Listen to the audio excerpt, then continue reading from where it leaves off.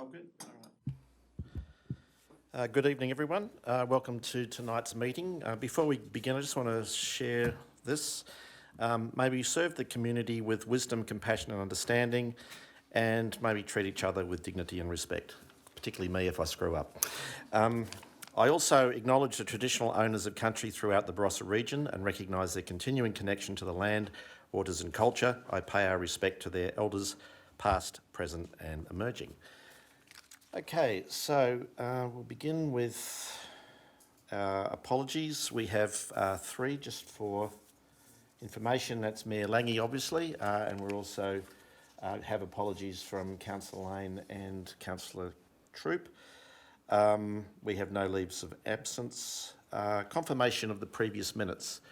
So these were the minutes of the council meeting held on Tuesday, the 15th of August. Can I have somebody? Thank you, Councillor Angus and Councillor Hearn. Okay. All those in favour? Carried. Right. Matters arising from the previous minutes. Are there any questions or matters that anybody wishes to discuss from those? No? Okay. We have no petitions, but we do have a deputation. We have two visitors from the Nuripta Rover Football Club, that being Josh Norton and Ashley Polland. If you guys would like to come up, and while you're doing that, congratulations on making the grand final, and I'll be there and I hope you win. I was there last year and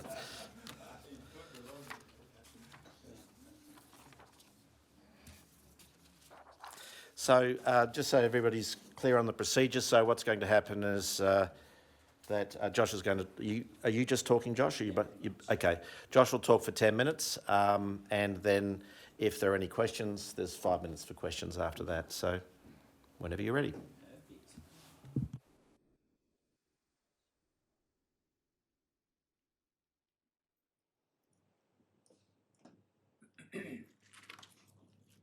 Awesome. So I'm just here today to talk on behalf of the Newry Footy Club and to share some things that we've put in place in regards to future planning for the football club for the next 10 years as our goal. So just before we get started, just to introduce myself, I'd firstly like to thank councillors of the Barossa Council for taking the time to hear about our vision and value add in Nuripta, and in particular at the Nuripta Centennial Park Sporting Complex.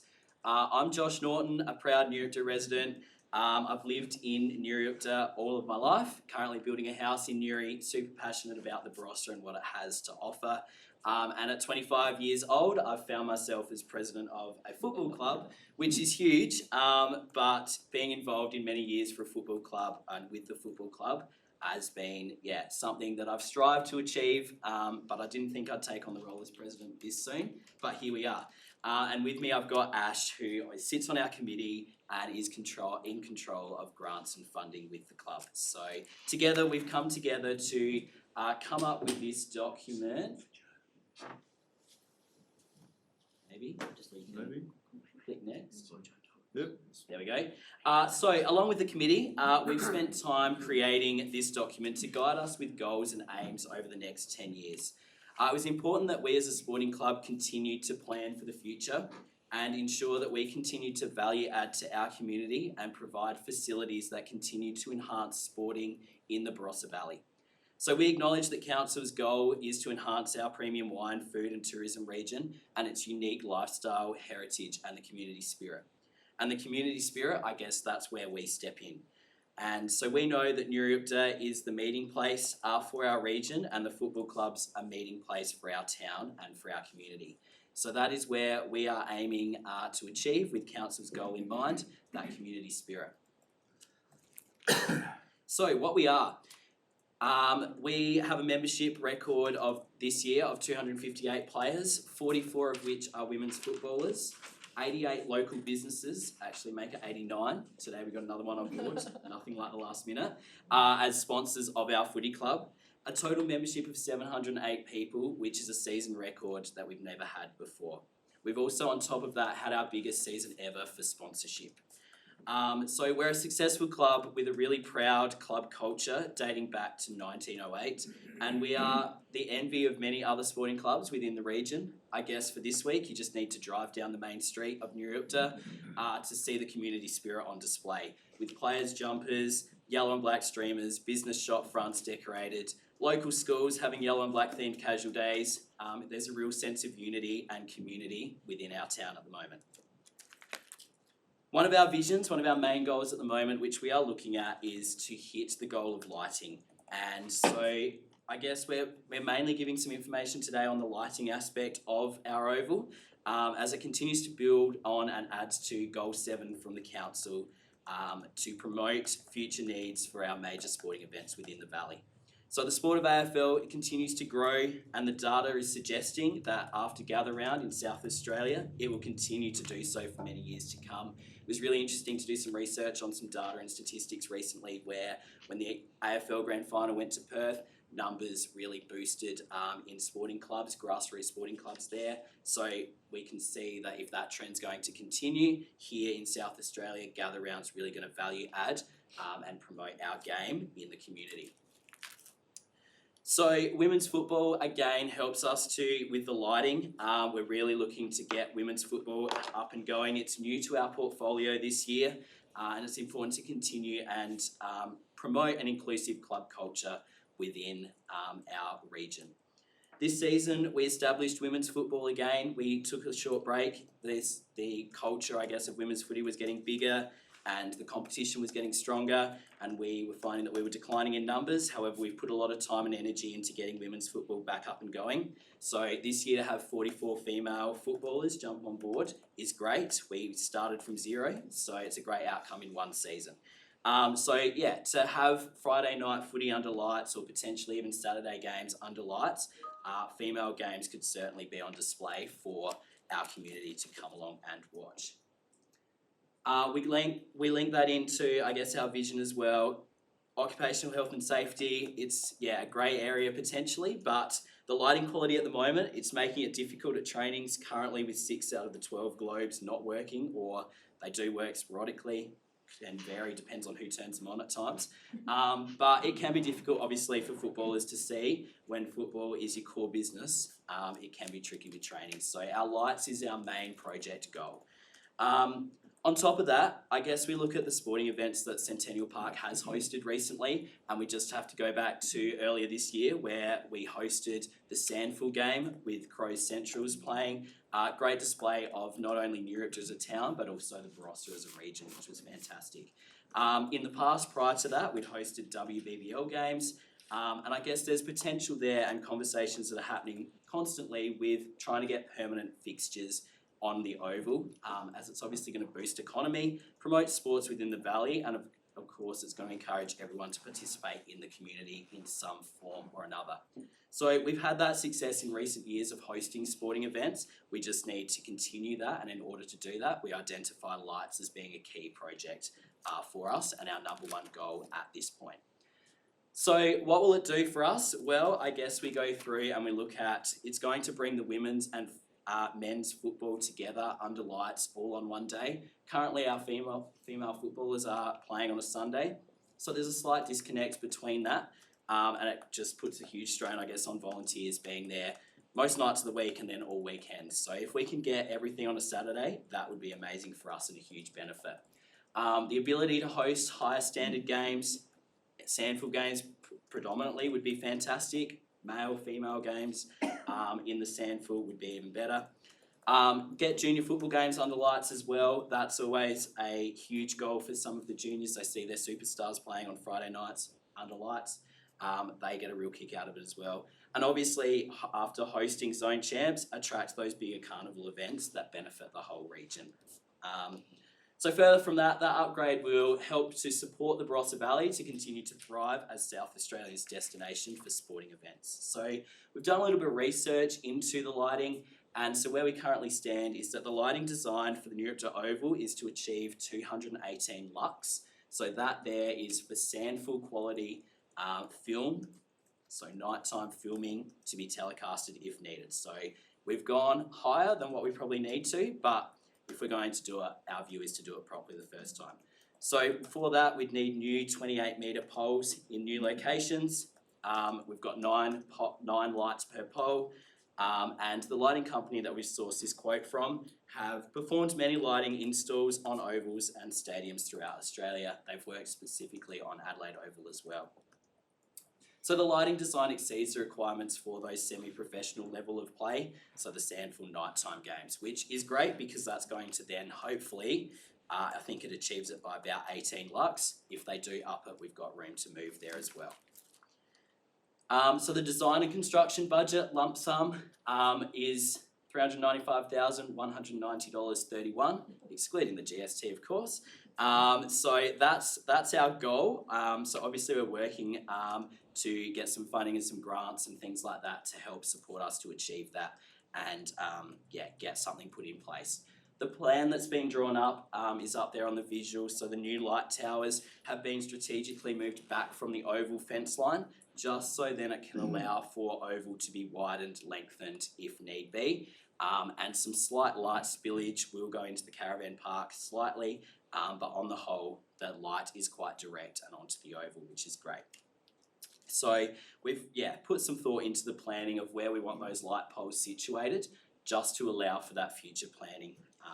Because one of our goals in the document that was emailed out is to obviously continue to widen and lengthen our oval to get to the standards that we are requiring. So this upgrade is integral to support the footy club players, the wider Barossa community, and host major sporting events in our region. So that's our priority as number one. There's some footage here of just Newry Oval in action, what we're capable of doing, what we're capable of hosting. So this was at the Crows Central's game earlier this year. Sadly, Centrals didn't get up, but that's all right. Didn't bother me. No. And then obviously there's also been the cricket games that have been hosted earlier. Not so much in recent years, earlier, a few years back now. So along with many other goals that we've had, we've identified 9 kind of working goals that we're working towards achieving in the next 10 years. We've shared that document amongst our members, amongst our sponsors as well. And from that, just by sharing it, we've managed to already attract some funding for our goalpost for netting behind the goals and a couple other projects which past players, sponsors, and just members that are keen to support our club are keen to be involved in, which is great. So if you have got any questions, I'm happy to take those questions. But our other goals are outlined in that future planning document for the future goals of our football club. So thank you for your time. Okay, thanks Josh, that was terrific. So are there any questions? John. Councillor Angus. Thank you, Deputy Mayor. Josh, congratulations on a very good presentation. Also, attaining chairmanship of the footy club at such a young, tender age. You'll be a councillor before you know it. I just wondered, the price that you've quoted for the job, does that include any kind of escalation, or how long do you think that would be applicable for? Yeah, so from that quote that we've received, it is for absolutely everything, for the install, for boring under the oval, for the metal work, for the lights to go on, all the electrical. It's pretty much turn switch,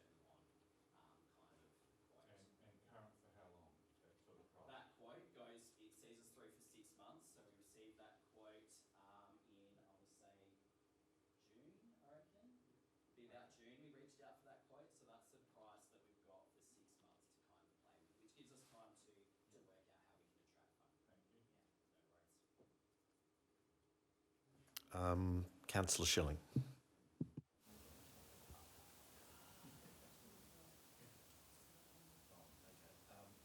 Councillor Priest and Barrett, if you could drop out just for the moment. We'll get Councillor Schilling on and then we'll... Sorry. That's all right. One day I'll learn to use the microphone properly. Just as a point of clarification, what you're really asking from Council is permission to proceed with getting, being able to use, go for the grants and perhaps some council funding to support that? Yeah, absolutely. I guess initially we obviously need approval to be able to value add something like this to our facility, and then in way of funding, we would potentially look for a council loan type thing. We've had a few loans in the past where we had our kitchen facilities redone. We paid that off over a 10-year period. So that, I guess, is our next step, is to show our plan on how, and if we need to repay loans, what we can attract grant-wise and things like that. So yeah, that's probably the right track we're heading.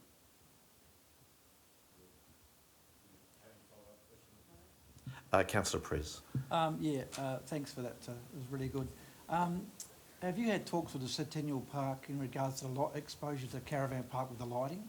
Because that would be quite annoying. Yeah, so it decreases in lux, obviously, the further you go. It gets down to about 10 lux by our scoreboard, and the first bay of caravans in that area would be down to about 5 lux. So if we go over to the soccer pitch, obviously we know that there's housing quite close to that, and there was a little bit of tension with that, but the light is quite direct, and the light spillage is not as bad as what it can look. So we will communicate that with the caravan park.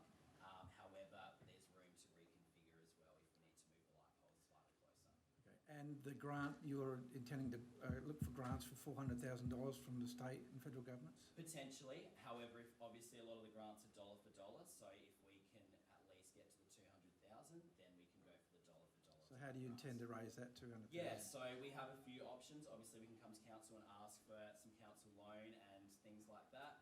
We also have some funds which we can then contribute on top of that as well. But obviously, sporting clubs, we're not just having 200,000 sitting in our bank account ready to hit go on things. So there is some planning that needs to take place in order to get all the funding lined up. But initially, grants are what we're heading at the moment, because that's what I guess they're there for ultimately. Okay, thank you. No worries. Councillor Barrett.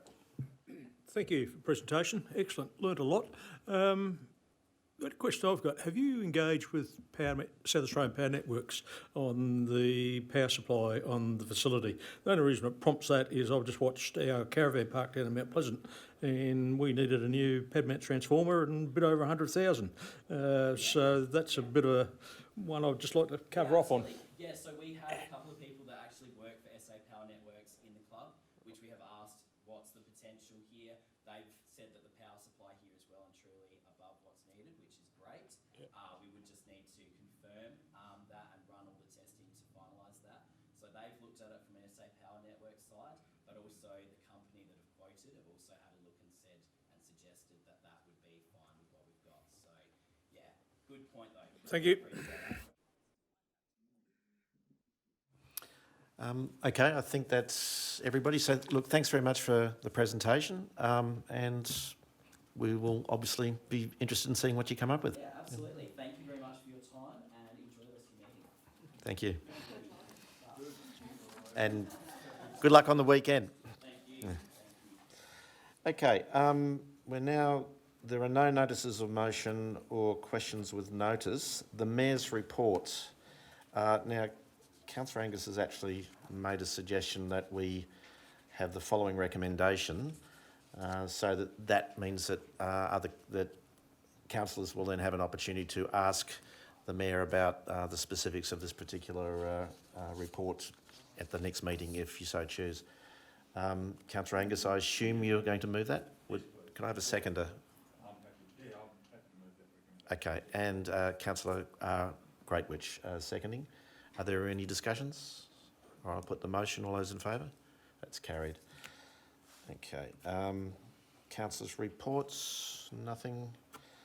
Matters for information. Are there any matters for information that anybody wishes to?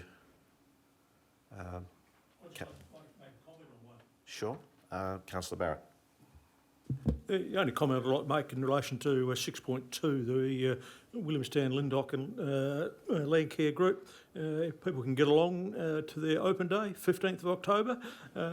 It's their 20th year, and not a bad effort down there looking after the facility, 1,629 volunteer hours. So I compliment that particular community group. That's all I have to say. Let people know about it. Thanks, Councillor Barrett. So we're now going to move on to the debate reports. So 7.1, which is on page 60. So this is the annual closures of council offices, libraries and Barossa Visitors Centre and depots over the Christmas and New Year periods. We have a recommendation. Is anybody willing to... Oh, we have, sorry, a question from Councillor Priest. Yeah, just on the closures, is it long enough, and should we not open until at least the 7th of the 1st? That gives the staff a good Christmas break, like everybody else in Australia has a 2 or 3 week Christmas break, and it seems like we only give the staff 7 or 8 days off. And I just think that it's unfair, and I don't think people in the Barossa Council would mind if the council didn't open for an extra few days, like the 7th of the 1st. It gives the staff a good break. It cuts out a lot of the annual leave that's owed. So yeah, I'd like to see it extended a bit. Okay, so is there a question or? Yeah, that's a question. Is it possible to have it extended? Yeah. Thanks, Yeah, Mr Deputy Chair. Thanks, Councillor Priest. It is the traditional period in which we take, but I mean, there still is an expectation, obviously, to provide the necessary levels of service. But what tends to happen is there's really a 6-week period where we're managing significant staff leave over that period in any case. So it is the traditional amount. It is known by the community. It is known that in essence we close for those periods. Sometimes it's a little bit longer. It sort of depends where Christmas falls. So you might get 4 or 5 days. Sometimes you get 3 days. It also aligns to our EB agreements in terms of people taking leave and grace days and things like that. So in terms of the response, yeah, you can give some more days off, but I mean, obviously they have to take it from leave. But this is the traditional model, and interestingly enough, you'll also find some staff don't want to take the leave because they would prefer to take leave at different times. So we've got 180 odd people, so it's a very different mix of what people would like and not necessarily not take the leave. So we do have people who would prefer to work through. So it's a balance. So follow-up question is, have you actually done a poll on the staff in regards to the annual leave, Christmas break? Would they like to take extra or have an extra? Through you, I mean, I haven't actually polled the staff as to what is a reasonable break over Christmas. I mean, it's I think that'd be a good idea if you did. Yeah, I think it is. It's my view that we're still required to provide a service. We have talked to the staff about, because I can tell you some staff actually give us feedback that they don't want to take the leave, they'd prefer to work. I think we've also got to be careful about equity across the organisation, because we've still got a lot of our depot staff still having to work, our library's still having to work, our VIC's still having to work. So there's a bit of an equity management issue there as well. We do get feedback on that as well. More than happy to put feedback to staff if they want to have a longer break. I imagine that it would be positive, but yeah, it's the balance. It is the history. It is aligned to what we've done historically, and we could certainly talk to the staff and bring something back. This could be a starting point. Councillor Angus. Thank you, Deputy Mayor. I appreciate Councillor Priest's comments, but I have to say I'm inclined to move the recommendation as it is in light of what the CEO has said. I think people do have the opportunity to take adequate leave over that period of time, and there is an expectation that a service is provided by the council. So as per the recommendation. Okay, I'm going to accept that. Councillor Thompson, I will allow you to have a question in a moment. Is anybody willing to second okay, I did see Councillor Hearn. But before we continue that, Councillor Thompson, you had a question? Mine is probably more of a just a discussion point, so I can wait until discussion is raised, that's fine. Councillor Angus, did you wish to say anything further to Councillor? Councillor Thompson. Yeah, in regards to that, another council that I've been involved in has that extra week, so they often resume back around the 7th to the 10th, and I know the community is quite, does get quite concerned that that's too long a break because there's such a, there's waste issues and all sorts of stuff, so I feel like that's probably a good time, and given that you can take leave throughout the year, there's probably opportunity to do that as well. Does anybody else wish to speak to the debate? No, in that case, we have a motion. I'll put the motion. All of those in favour? All those opposed? It's carried. That's correct? Yep. Sorry, Mr Mayor, Mr Deputy Mayor, I just thought of actually an additional, what I should also comment on Councillor Priest's offer and drive in terms of managing the leave strategically. We have actually, since COVID, put some really proactive steps to make sure people are taking their leave as well, to make sure we do get some of that leave balances down for sure. And there are various activities that happen in both the different work groups because they do operate under 2 enterprise agreements as to the limits of what we can and can't do. But that leave balance is starting to come down as well. So we're acutely aware that people need to take breaks. So. Thank you, CEO. Okay, so now moving on to the variation to delegations register, updates to legislation, which is on page 64, one of the very sexy items that you're dealing with tonight. Are there any questions? Okay, I'll accept that. Councillor Barrett is moving. Anybody second? Councillor Thompson, thank you. Are there any... does anybody wish to speak against this? Okay, then Councillor Barrett, did you have... No comments. Okay. Then I'll put the motion. All those in favour? Thank you. Okay, we're now going to move to item 7.2, the Corporate Services and Business Innovation Draft Annual Financial Statements. And this is on page 74. Mr. Legge, are you the person who'd be taking questions for this? Yep. Just want to also acknowledge that this is going to be Mark's last night with us. And I did ask him before, you've been here 14 years, but you've been in local government for 30 years. So well done. It's been quite a journey. So, okay, so we have the draft annual financial statements. Are there any questions in regards to this? Are you getting... Oh, Councillor Priest? Okay, you're getting off light, Mark. Okay, Councillor Priest is moving it. Seconder, Councillor Schilling. Any comments? In that case, I put them... yes. Through you, Mr Mayor, Deputy Mayor, just a point of clarification. We're dealing with the authorisation on an annual basis for the certificate. So just to clarify, the final statements will be coming in a little while, maybe another 6 weeks, hopefully. Thanks for that clarification. With that in mind, I'll put the motion. All those in favour? That's carried. We're now going to move on to the monthly financial report on page 76. Does anybody wish to ask Mr. Legge a question? Your very last question ever? They're letting you off light.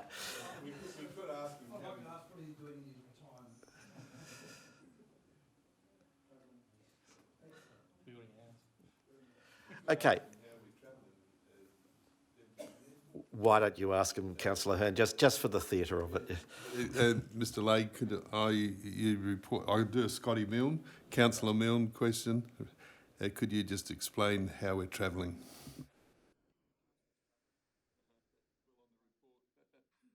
Fine at the moment. It's early days in this financial year.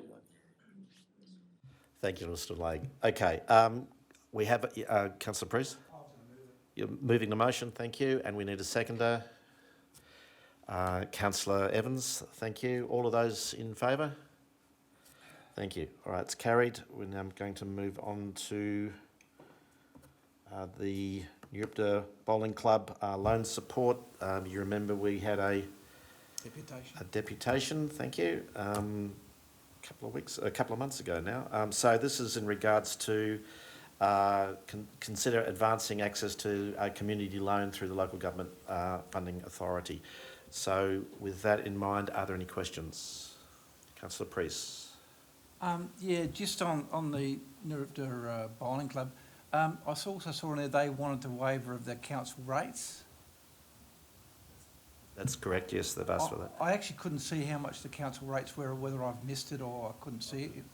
I couldn't see it. Could we have a, unless I missed it somehow, but I couldn't see it, what would the council rates be if we waived the council rates?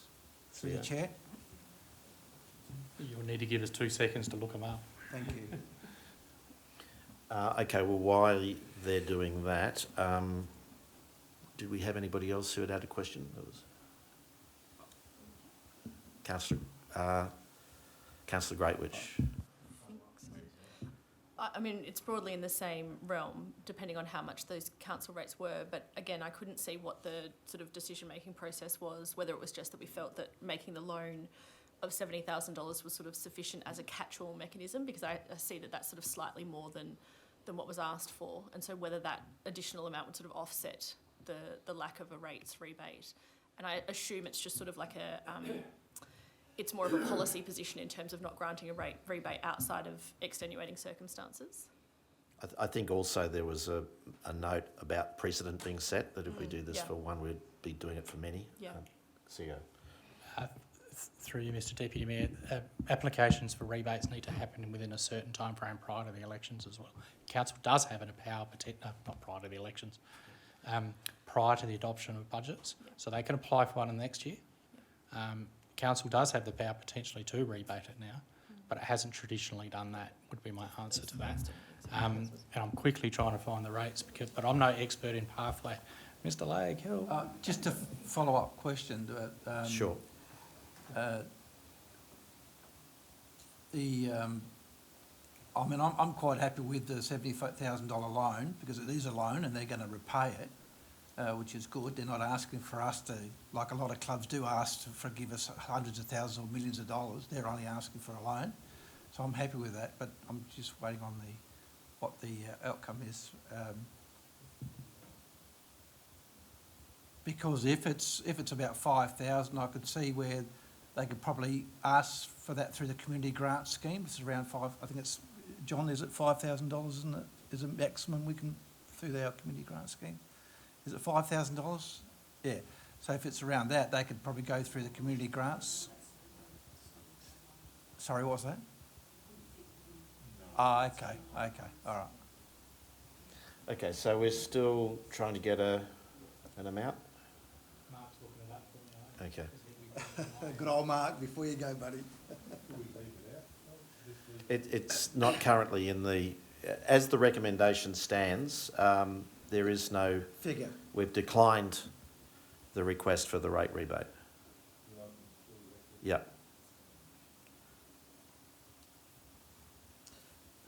Just on that, I mean, I honestly think it's a bit unfair that we do decline that, because we've... Okay, you're now entering into a debate, Oh, so sorry, if that's okay. the case, do you wish to move a motion, or?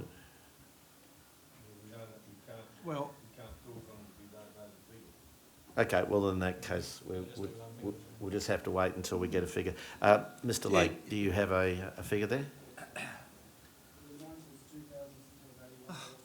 that's all it is. 2,600 and... So just a question through the chair.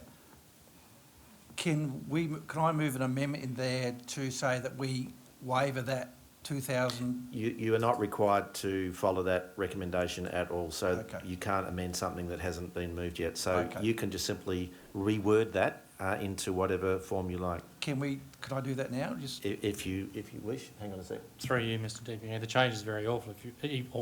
Easy. You just change declines to approves.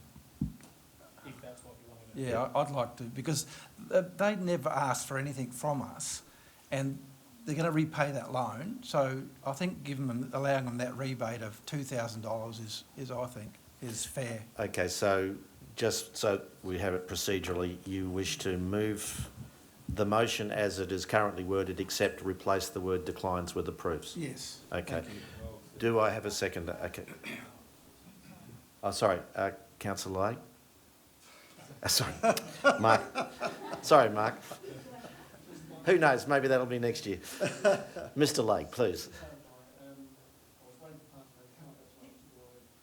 General rates rebate, the general rates are not the $2,000, that includes service charges, or normally council doesn't do that, that's not the service charge. So the actual general rates is what is in there, would be a smaller amount than that. Okay. That's about $40. Just to clarify it for the actual, so what Mark has actually quoted there is the full rate and service levy bill. Okay, so CWMS and bins are not rebated for anybody else, Yep. only the general rate. So if we put in there the $1,400? You don't need to, You don't because need it's to. the general Wording. rates. Okay, yep. Okay, so just so we've got procedure, we've got a mover, and councillor Hearn, did you wish to second the motion? Okay, so I have a mover and a seconder. So is anybody wishing to speak against this? Yes. Okay, in that case, I'll go back to councillor Priest. You have 5 minutes to open the debate.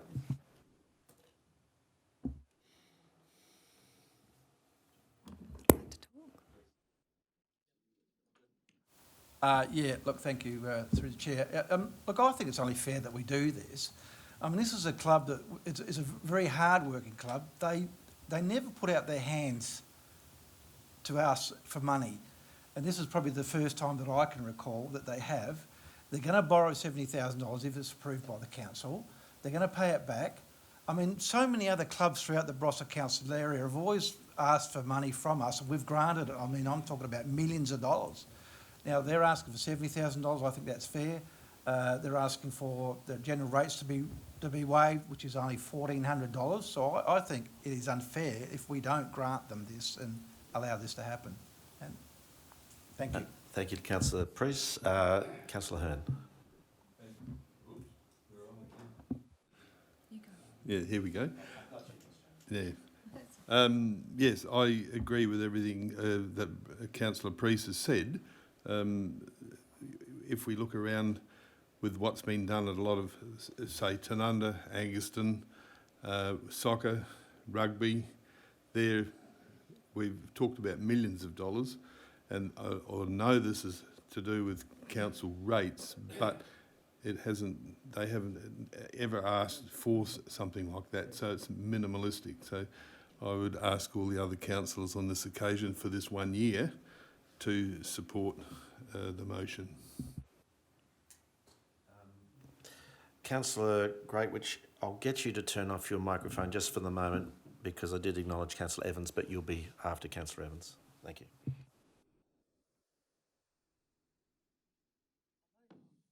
You're on. Am I on? There you are. Am I? Oh, right. Thank you. Thank you, Deputy Mayor.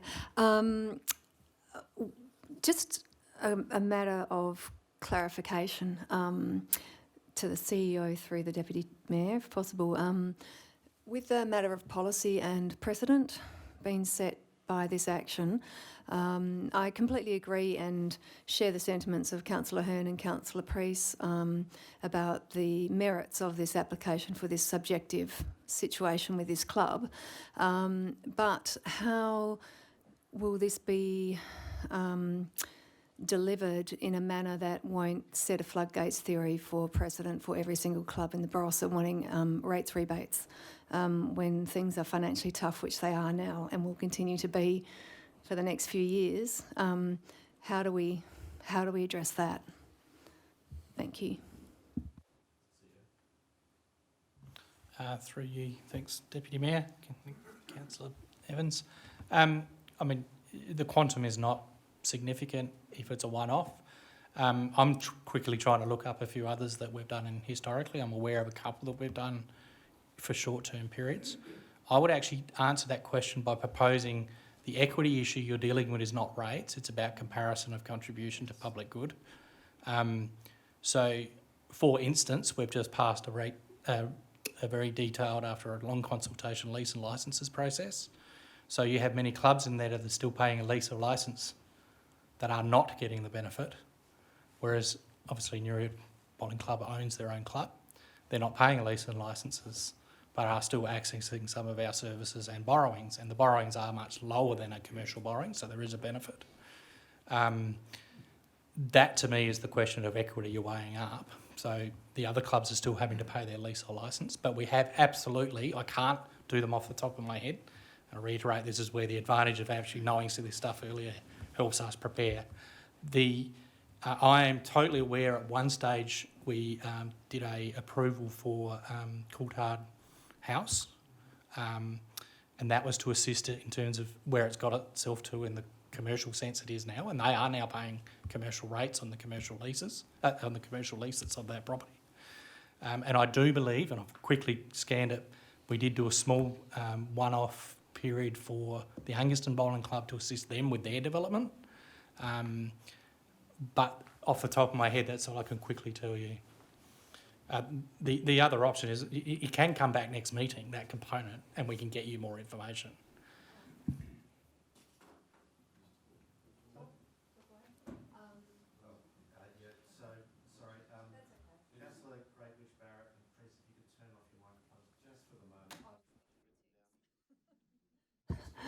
Thank you. Thank you. That was what my other aspect of my question was, just how many other cases have we helped with this, sort of with these sort of applications, which you just answered. So thank you. So I guess if it was just made clear to the New York Bowling Club that it will be on the condition that this is a one-off for this financial year at this stage, subject to review. Is that the sort of thing you're thinking? Again, through you, thank you. You can't actually subject it. We've actually said that it's for 1 year. They've got a right to apply. Any ratepayer actually has a right to apply for a rebate every year. You can't legally get out of that matter. Yeah, so once off doesn't...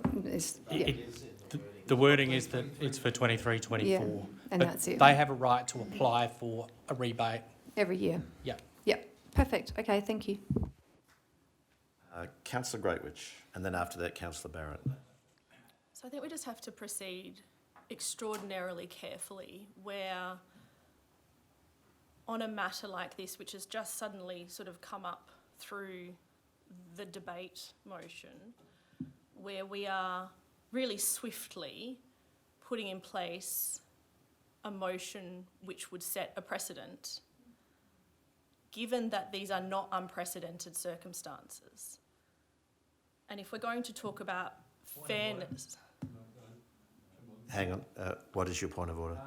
The CEO has just explained that there has been presidencies before. There's no point of order.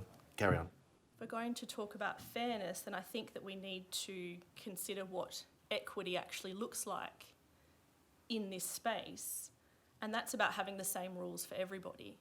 So if we're going to put a situation in place where we are going to approve a rate rebate where there are no extenuating circumstances, it's not that with the deepest of respect to the Newry Bowling Club, it doesn't appear that they're actually in a great deal of financial distress.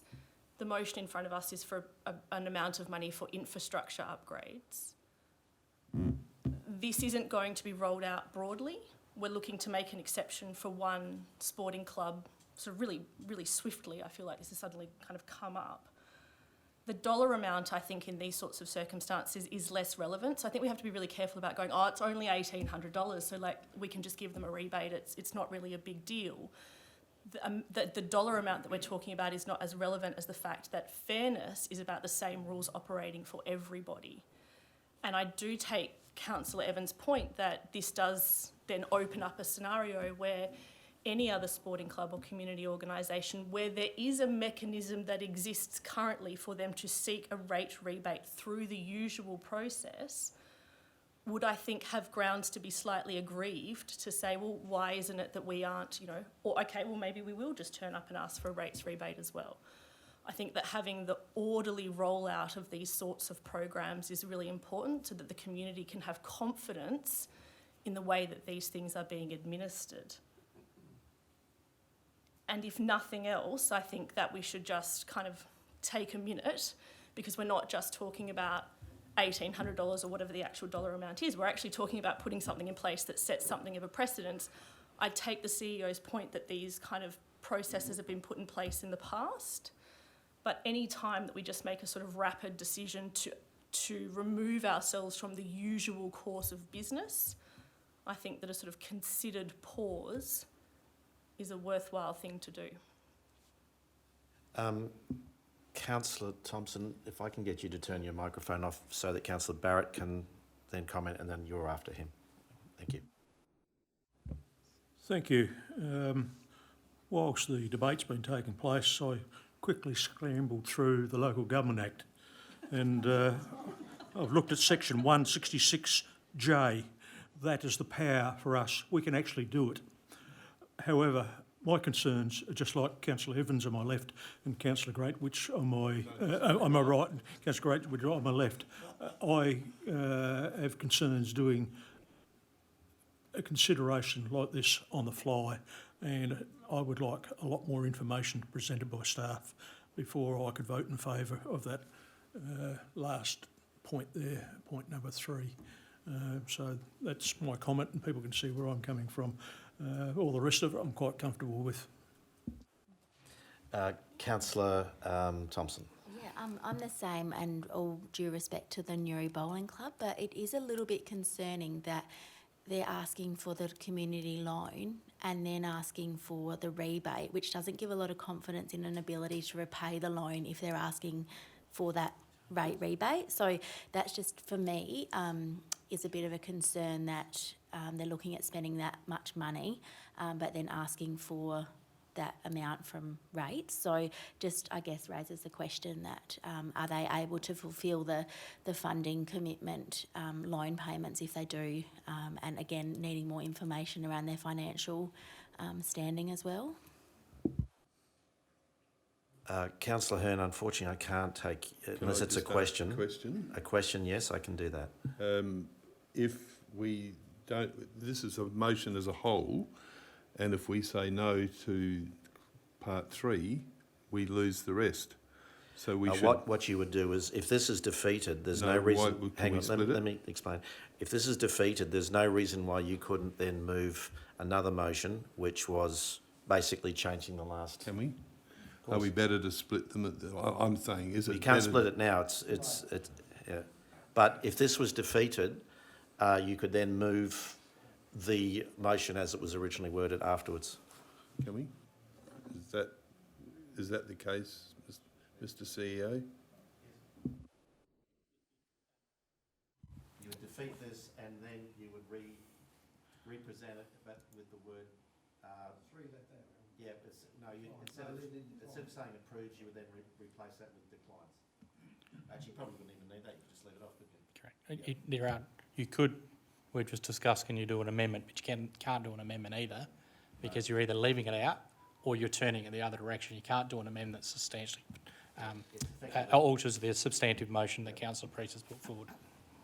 So your options are you either approve it as is, or you defeat it, and then you can move it again with number 3 removed. That would be the other option. Councillor Angus, you're the only one who hasn't spoken. And me. Oh, sorry, and Councillor Schilling. Okay, Councillor Schilling. If we were to defeat this motion and create a new motion, leaving out number 3, I would like to suggest that we ask the staff to bring that back to the October meeting. Yeah. So that's part of, I'm just saying that's how... Oh, you want to bring back 3 next time? Correct. We can totally do that. Yes. Thank you. Okay, Councillor Priest wanted to close the debate, but before so, Councillor Angus, did you have any comments? Well, I do, as a matter of fact, now that you've woken me up. Yep.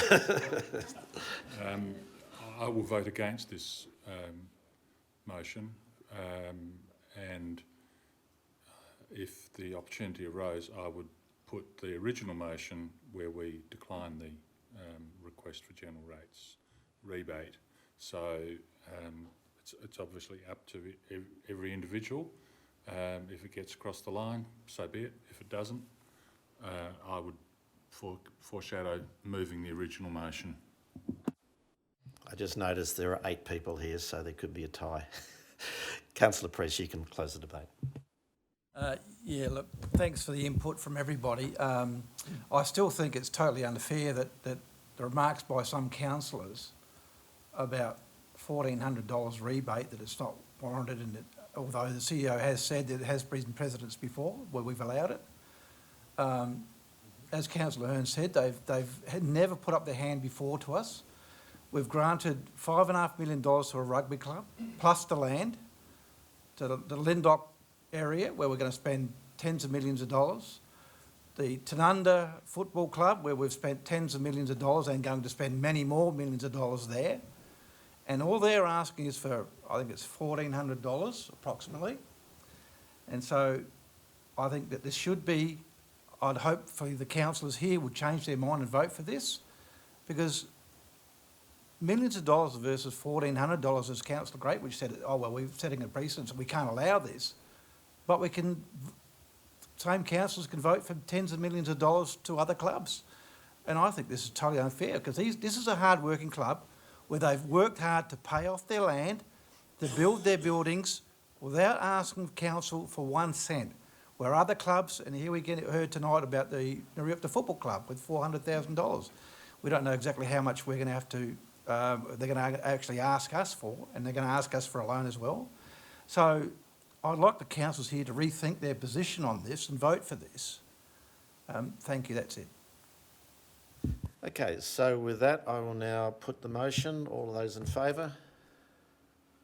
All those against? The motion is lost. I'll call for a division. Okay, division has been called for. All of those who are in favour, please stand.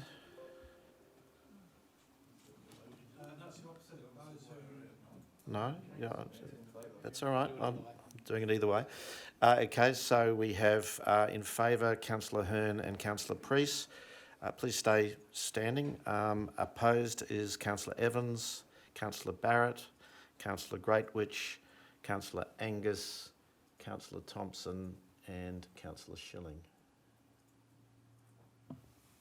Got that? Yep. Okay, thank you.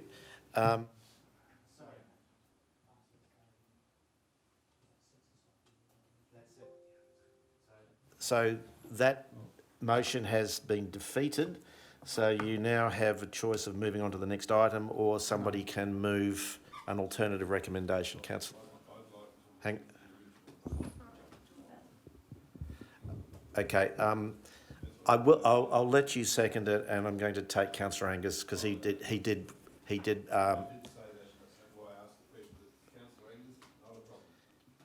Thank you, Councillor. Councillor Angus, And I'm going to accept Deputy it from you because you did sort of I mention will- that before. I will Councillor move- Hearn, I'll accept you. I will move the recommendation as it appears in our agenda, with part 3, the word declines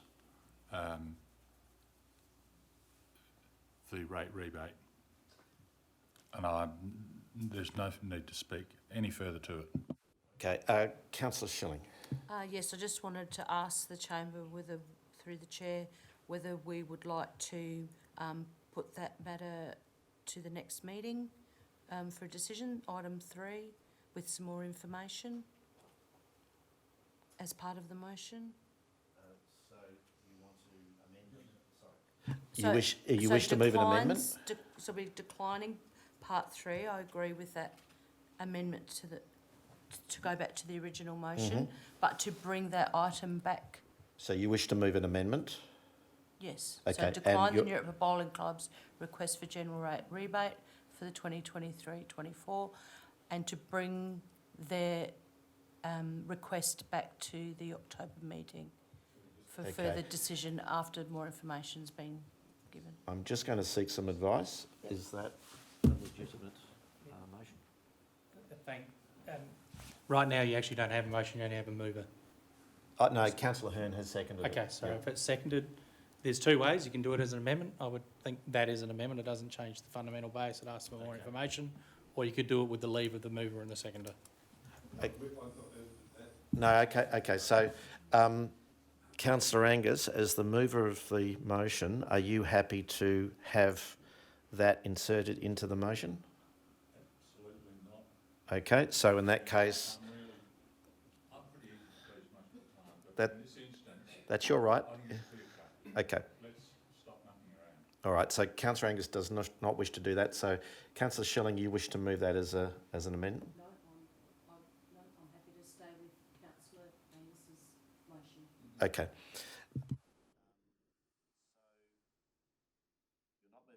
So is there anybody else who wishes to speak to this motion? In that case, I'll put the motion. All those in favour? Opposed? That's carried. Cool. Right, we'll move on to the next one. So we're now on to the proposed road closure 2024 Santos Tour Down Under. This is on page 90.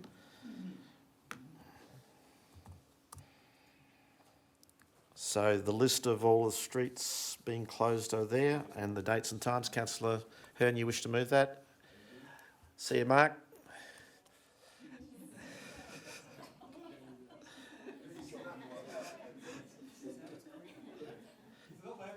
A very ceremonial exit, yes. Councillor Hearn has moved the motion. Do I have a seconder? Councillor Greatwich. Are there any questions? Anybody wish to comment on this? In that case, I'll move put the motion. All those in favour? That's carried. Next item is the signage policy on page... I've missed one. Consideration and adoption of committee resolutions for the Barossa Bush Gardens on page 93. Okay, do I have a mover? Councillor Greatwich, Councillor Thompson, thank you. Any comments? No questions? In that case, I'll put the motion. All those in favour? That's carried. We're now moving on to the signage policy. This is on page 101. I'm sure you've all had a good look at this. So this is to present feedback from public consultation in respect to the draft signage policy and to seek final endorsement. So we have a recommendation. Does anybody wish to move that recommendation? I did see Councillor Greatwich first and Councillor Priest is seconding. Are there any questions on this?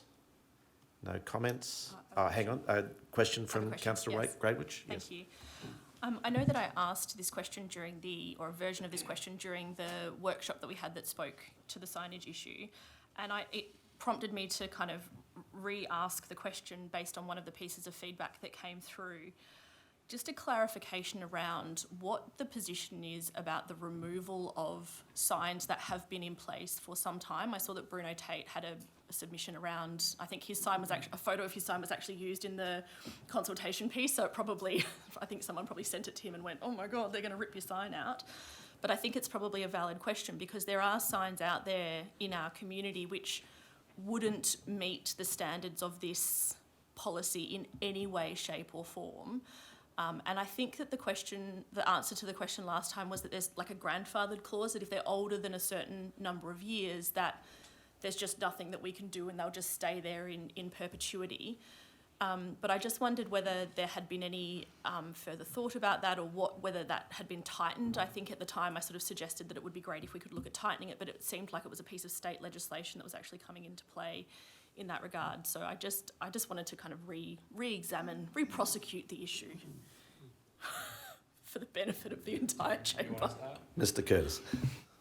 Yeah, thank you through the Deputy Mayor, and thank you for the question, Councillor Greatwich. So, yes, this matter is something we've given consideration to, and within the signage policy that we've presented in clause 3.66, it is addressed. And what we have done is suggested that there is acknowledgement of signs that have exceeded or been in place for more than 3 years that at council's discretion, whether compliant or non-compliant with the policy, that they may remain. But we have also suggested that there are some provisions around council's ability to request with consultation with the owner of the sign for removal of a sign for various reasons. And they may include where the sign is a hazard, where it's in a dilapidated state of repair, where the business to which the sign relates no longer exists, where there's a demonstrated need for aggregating signs. And I think that's one of the particular challenges we have with the situation with Tate Wines, because at that particular junction, there's a number of businesses that do want visibility of their business. And the last one is where the road authority may need to resume use of the land. The submission that we received from Tate Wines did request that a clause be inserted that required consultation with the owner of the sign, and we felt that was appropriate to include an additional clause to ensure that there is appropriate consultation. That's good. Thank you. CEO. Thank you. I'd just add to that, the interaction of this policy with things like the enforcement policy and processes are important as well. And that policy and process at the moment is about working with people rather than using a hammer in essence. So coupled with what Mr Curtis just talked about, that's how we currently approach and how council's passed the approach to enforcement-based activities. Always better to work with people, and who knows, it might come from that process that we get a better outcome for that main intersection for all the businesses. Councillor Barrett. Yeah, just a comment. I'd like to compliment staff. I looked at the feedback and there's quite a few comments by staff and their feedback to make the policy what it is and to improve it. So I'd just like to compliment the staff for their efforts. Councillor Preece.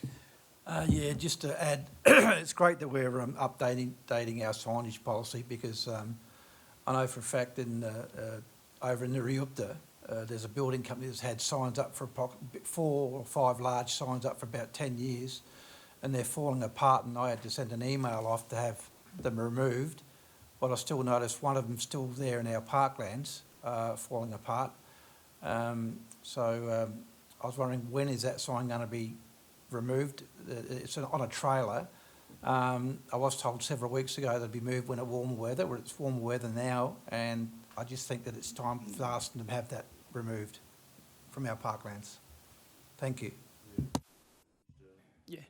Yeah, Mr. thank Curtis. you through the Deputy Mayor, and thank you for the question, Councillor Preece. So yeah, that matter, I believe, relates to a land development in Nuriupta. We have had an ongoing compliance matter in relation to a number of signs that have been on our land in relation to that land development, and we have been successful in having removal of a number of those signs. There is one more sign, as you've mentioned, that we have requested removal, and we've provided a time frame for that. I'll need to go away and seek further advice on the status, but from what I recall, our staff have already requested removal, and we are waiting for the outcome from that request. Oh, sorry. I'm afraid I can't let you comment because you seconded the motion, so you had the opportunity to speak earlier. So. But you can ask questions. Are there any? Yeah. Okay. You wanted to ask a question? Okay, you may ask a question. Yeah. Sorry, just to follow up on that question I asked before about the removal. Sorry, you don't know. I thought that when I spoke to Mr. Clark, he said when the weather got warmer and the land dried out that they were going to remove it. Well, it's gotten warmer and I think the land has dried out. I actually went for a walk through there, trying to dodge some snakes, but I think they could actually tow it out now, or that frame that it's built on is so dilapidated it might fall apart if they try to tow it out, and it might have to end up being craned out. I'll assume you're adding "don't you think" at the end of that. Yeah, I don't have the actual date that we've requested removal, and I'll need to go away and take further advice and come back to you on that. But I can give you a commitment that we are following through on the removal of that sign. Are there any other comments? In that case, I will put the motion. All those in favour? That's carried. Okay, we're now on to the Growth and Infrastructure Investment Strategy and Character Area Review Consultation Summary on page 128. Everybody having read through all 400 and I did. what have you pages. So first off, are there any questions in regards to this particular councillor? Greatwich first, and then councillor Preece. I I was happy to move it. If it's- I'll then get your, so was this a question, councillor Priest, or are you seconding? No, I just wanted to talk about this. Okay, so you'll wait for the debate then, so, okay. So councillor Evans, you had a question? Can I Yep. get you to turn off your mics for now, and then I've got you down as mover and seconder. Yep. Thank you, Councillor Deputy Evans. Mayor. Thank you. Yes, I suppose mine was heading towards a quick discussion point or about the outcomes. So are you happy if I talk about that now, or did you want me to wait? Or? So do you have a question, or is it more like you wish to engage in the debate? I do have a question. Okay, go ahead. Thank you. It's just about, which may not be able to be answered right here, right now, and I appreciate that. There might need to be further discussion, but on the results from this strategy review, basically what leapt out at me amongst the many feedback and points that we read was that water challenges and water security could be reflected more specifically in in planning moving forward, and I'm just looking for a little bit of clarity as to local government's role with that, because there are so many peak bodies at play here with SA Water and Department of Water and Infrastructure Access. Just from the aspect of growth strategy and population growth, some of the feedback was that with the increased demand in water in our region, as we do have population growth, there's a potential conflict for the smaller townships that have low availability for water supply through SA Water. Some townships don't have, I know Eden Valley, we don't even have potable water in our region. So, that for population growth, I just consider that an aspect that potentially could be considered moving forwards as an outcome from this process. Okay, so you take that one? Yeah. Thanks, Mr Deputy Mayor. If I paraphrase the question, you're asking who's responsible for the provision of water in a growth strategy? Yes, to a degree, but just narrowing that down a little further, what is this council's role with provision of water in a growth strategy? Thank you. Our role is very clear. It is not our role to provide water services, full stop. It is our role to ensure we have integrated infrastructure planning, environmental, social, community, integration and planning for growth. That includes water, just like it includes roads, footpaths, playgrounds, etc., etc.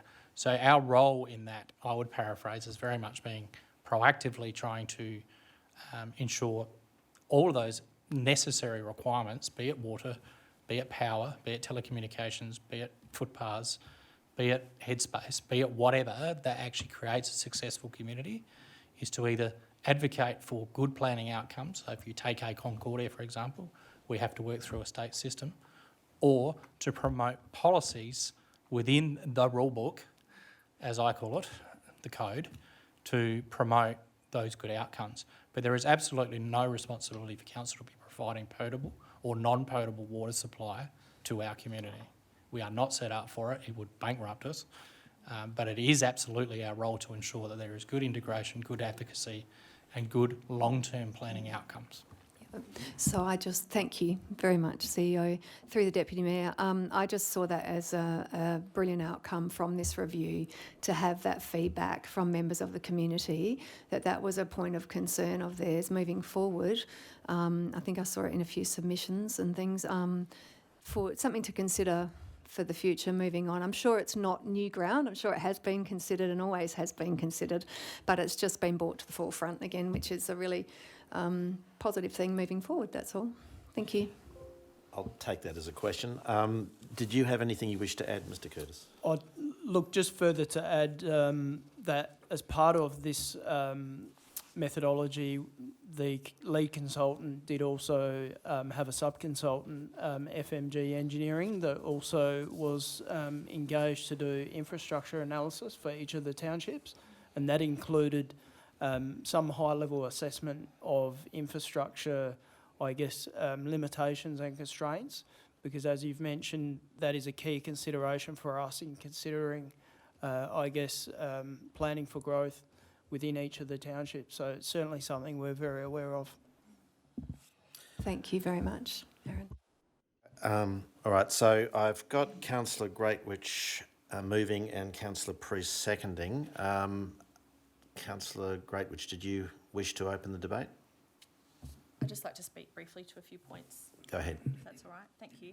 First of all, I'd just really like to commend, I know that we briefed out this piece of work to an external agency, but the extraordinary amount of time and resourcing from the staff that went into hosting this consultation. This is an incredibly rich piece of community feedback, if you want to call it that. It's a rich data mine, I suppose.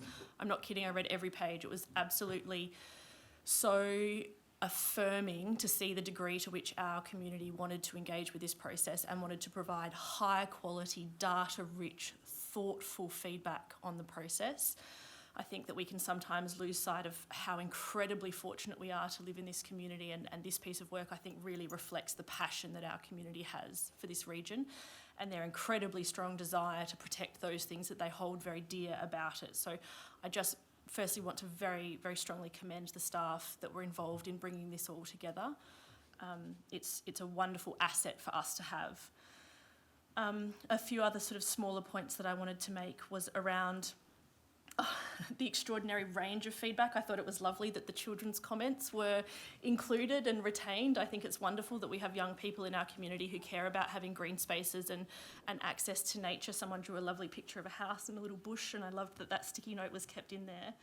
I think if the intention was to hear people genuinely, and I know that oftentimes we talk about doing the thing and then being seen to do the thing, but in this case, I think that it's a very genuine engagement process that has taken place, and we should be very proud of that. The final point that I wanted to make is something that I've raised previously, is around responses to this sort of community engagement that could appear on their face to look like sort of pro forma responses.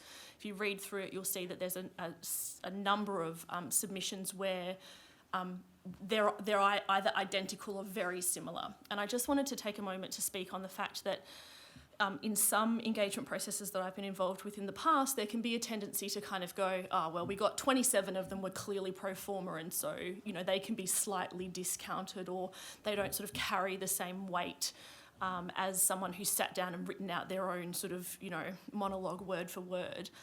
I just wanted to say that I think it's incredibly important that we give every single submission to this piece of work its own merit and its own weight.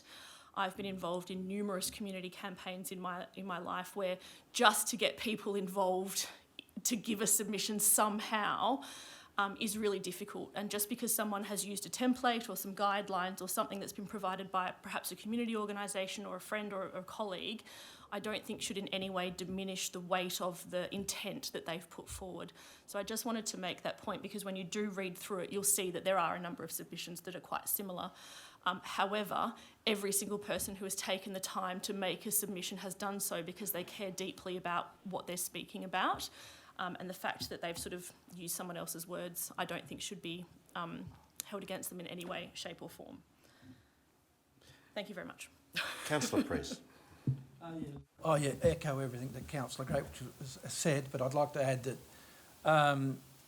I saw in the report as well that a number of people were gravely concerned about the loss of character for the Barossa council area, and namely the Barossa Residents Association. And I noted that also they've said in their feedback that they'd like to tourism limited, like I think they're meaning in buildings, smaller scale tourism developments, the stopping of the explosion of houses being built in, I think mainly Nuriupta and Tanunda and that sort of area is what I gathered. So I'd just like to echo that I think we're all concerned about the preservation of our character, every single councillor here. And so I'd just like to echo what the Barossa Residents Association is saying, and I hope everybody read what they said, and I think that what they said was should be noted. Yeah, thank you. Councillor Schilling. Thank you. Yes, the strong theme that I got from this consultation was just how many people from outside of the Barossa Council area commented on the Barossa Council, and I'm talking about Marinanga and Greenock. For me, that showed that the perception of the boundary of the Barossa is very obvious to everybody except the people who make decisions about boundaries. It also raised in my mind the question of Concordia and what that perception will be, given that Concordia butts right up against Gawler. I believe that Concordia will never be perceived as the Barossa because it's 20 minutes down the road. I can't ever see us putting our heritage and culture stamp on Concordia when the perception will be that it's part of Gawler. So that's my comments. I was really surprised at just how many people from over the river were having a lot to say about something that doesn't actually really concern them. But it does, because we would love to have the Barossa boundaries, and it just highlights the fact that that conversation needs to continue. Thank you. Councillor Schilling, many of the comments you've been just made, I must admit I've been having conversations along those lines. I know. Is there anybody else who wishes to speak on this particular item? Okay, in that case I'm going to put the motion. All those in favour? And that's carried. Right. The draft biodiversity bill, which is on page 556.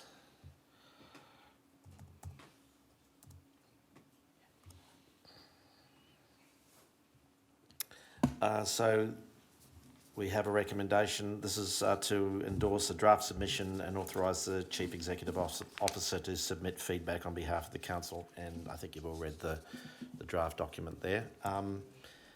Is Councillor Greatwich, I see you've got your light on. I just wanted to ask a procedural question, if I could. Sure. Which is that I had hoped that one of the things that I might be able to speak on was potentially adding some content into the submission, and I'm just not sure about the way to go about that. Okay, so CO? It's a lovely You letter. need to incorporate it in the resolution now. Yeah, beg your pardon? You will need to incorporate it in the resolution, what you Okay. want added. I might ask a question and then if Okay. that's necessary. Yeah. Go ahead. Great, thank you. On my rather rapid reading of the phylloxera legislation, state phylloxera legislation this afternoon, and also the draft biosecurity bill, and I'd love to, if there's some clarification that could be provided around this, but my concern is that the phylloxera, the standing state phylloxera legislation is not being amalgamated into this new legislation, but on my reading, the new biosecurity bill contains much more strident responses to a biosecurity outbreak in terms of emergency declarations and instructions that may be given to individual landholders. I have a particular interest in phylloxera and its containment outside of our region. And so I just wondered whether we may be able to seek some clarification or some understanding as to why the phylloxera bill will remain as a standalone piece of legislation with, in my mind, or to my reading, a lesser degree of emergency response capability versus the new or the proposed biosecurity bill. It would have seemed to me that in a region where grape and wine growing is a phylloxera outbreak in the Barossa would be a catastrophe, capital letters catastrophe, that we may seek to be able to include that in the submission in terms of having those emergency responses be available for a phylloxera outbreak. So I'm assuming that's to do with I think that was one sentence. My apologies. So, yes, Mr Deputy Mayor, I guess my answer to that is the drafting of the legislation and that intent we would have to go back and ask. Yeah. The way to address that is that we include the words in the resolution and that the mechanisms to manage phylloxera outbreak are aligned in the Biosecurity Act or something to that effect. Yeah, or that they're commensurate in terms of the power that they offer. Yeah. So how do we modify the resolution as it's currently worded to incorporate that? Just add a sentence and we'll add a Okay. paragraph. So if we can just go back to that. Okay, so do you have a suggested sentence? Councillor Greatwich, do you have? I was hoping that the CEO might provide a suggested sentence. So what was the essence of the? To seek clarification around the respective powers being granted under the proposed bill, and whether they're commensurate with the existing phylloxera legislation. Okay.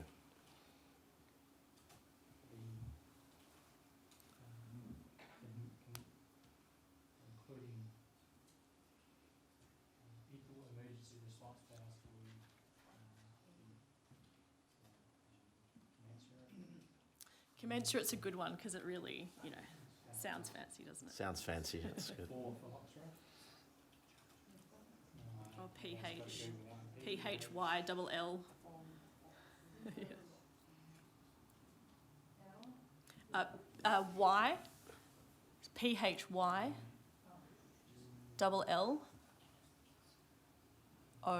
OX, phylloxera. Error, that's it, yeah. I had this character in a story about wine whose name was Phil Loxera, so. They do have an education guy that literally dresses up in a giant nematode suit, and he's Phil the phylloxera bug. Yeah. It's a bad job. Okay, so is that getting close to? In research, the job, including the emergency response powers for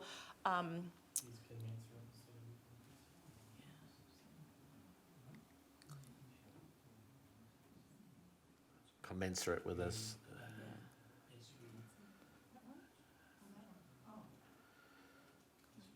Sorry, everyone. That's sufficient for me, I mean, is that what you're getting at? Yeah, but I would change consummate to commensurate, because we don't want them to consummate. Actually, fun fact, did you know that phylloxera can just reproduce without mating? 500 offspring at a time. They're asexual, cheeky little buggers. Yeah. Commensurate emergency response powers for Very diverse. phylloxera response. Yeah.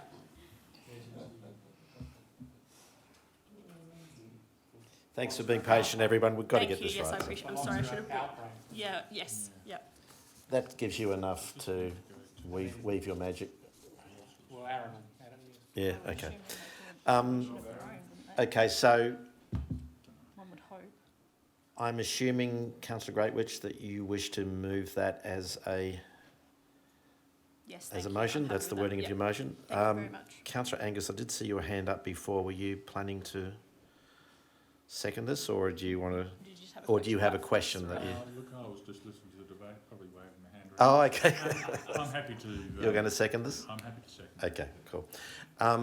Are there any questions? All right, in that case, Someone- does anybody have, yes, Councillor sorry, Evans? You have a, Well, then you need to go through the debate. okay, so Councillor Greatwich, do you wish to open the debate, or do you feel you've done so? Okay, so with that in mind, Councillor Angus, are you? Okay, so Councillor Evans, it's over to you. Thank you, Deputy Mayor. Just quickly about the dog fence levy. Just reiterating our CEO's submission about the draft bar security bill. Is it appropriate to just quickly ask, so the CEO, basically the position is we want the state government to pretty much continue to take jurisdiction over this, and our council should not be imposed the extra 1% levy on rural rate holders and 0.25 on urban rate holders. That's pretty much the position? Unless you argue with me otherwise. No, I choose or not instruct to. me to do otherwise, sorry. No, I support that completely. I quickly did just to get a bit of background, I quickly, just from an outsider perspective, I contacted the president of Livestock SA today, who's a personal friend of a few councillors in the room, and Joe Keynes, and spoke to him because I know he's had a lot to do with the dog fence, and he basically said to me that they were looking for, he understood that they were looking for that support so that they could basically get a maintenance program involved for the sustainable modelling of the fencing, and then apparently the livestock producers at the moment, which is John and I, are paying 12% levy right now through sheep transaction levies for the dog fence anyway. So, there's a lot happening in that space. So it was just really interesting to see that position, and I just needed to clarify in my own mind. I'm just sharing that with the chambers because it a little bit of background information. But I definitely support your position. So thank you. Thank you, Councillor Evans. Anyone else? Okay, in that case, I'll put the motion. All those in favour? And that's carried. We're now moving on to the probably final item, which is the residential hard waste program proposed future arrangements, which is on page 596. So moved. Thank you, Councillor Priest. Is there anybody wish to second this? Councillor Barrett, I'll go with you. Are there any questions before we actually open the debate? All right, then, Councillor Priest. This has worked well in the past, and hopefully it continues to work well in the future. Apart from I would have liked to have seen an increase in numbers though, but I think this will suffice for the time being, and it's quite good that we do this. Thank you. Councillor Barrett. Yeah, I'll keep my comments very, very brief. I'm pleased to see that hard waste is now locked in, and I reflect on the efforts of former Councillor Dave Haybick to get this into the Barossa Council. So I do thank him for his efforts about 4 years ago. That's all I've got to say. Are there any other comments? In that case, I'll put the motion. All those in favour? Right, so we're in the home straight. There's no confidential reports. Is there any urgent other business? No, good. Then the next meeting is on Tuesday, the 17th of October. His Worship will be back, and in the chair, I thank you all for your attendance and for treating me very kindly. So thank you.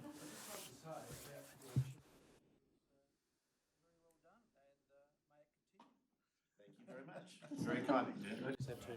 Yeah.